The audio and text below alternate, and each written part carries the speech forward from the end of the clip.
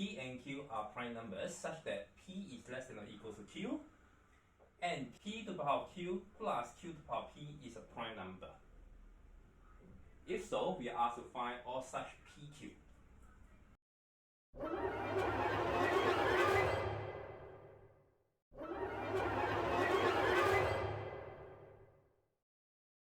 Since P to the power of Q plus Q to the power of P is prime, and P is less than or equal to Q, then P has to be equal to 2, because if both of them are odd number, then P to the power of Q is odd and Q to the power of P is odd. Odd number plus odd number will be an even number, and it can't be prime. It means that one of them has to be an even number, and the only even prime is 2, and since P is the smallest number, then P has to be equal to 2. With this, we only need to consider 2 to the power of Q plus Q to the power of 2. And note that if Q equals to 3, 2 to the power of Q plus Q to the power of 2 is equal to 2 to the power of 3 plus 3 squared. That is 8 plus 9. It is 17. And 17 is a prime number.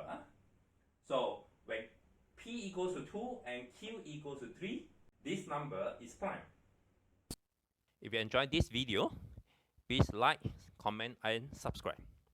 If Q is greater than or equal to 5, 2 to the power of Q is -1 to the power of Q modulo 3. And since Q is a prime number, and Q has to be equal to an odd number. And since it's an odd number, so this is remain -1 mod 3. So 2 to the power of Q is always -1 mod 3. Next, we should consider Q squared.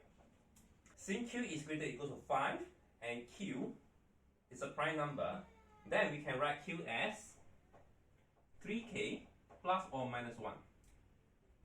So Q squared will be 3k plus or minus 1 squared. And it's easy to see, seeing that this will be congruent to -1 plus or minus 1 squared mod 3. And therefore, this is congruent to 1 mod 3. So with this, we can see that if Q is greater or equal to 5, then 2 to the power of Q plus Q squared is always a multiple of 3. There won't be any prime number where Q is greater than or equal to 5. In conclusion, PQ equals to 2, 3 will be the only solution. Using this similar technique, you may try the following question. After you're done, check your answer in the description.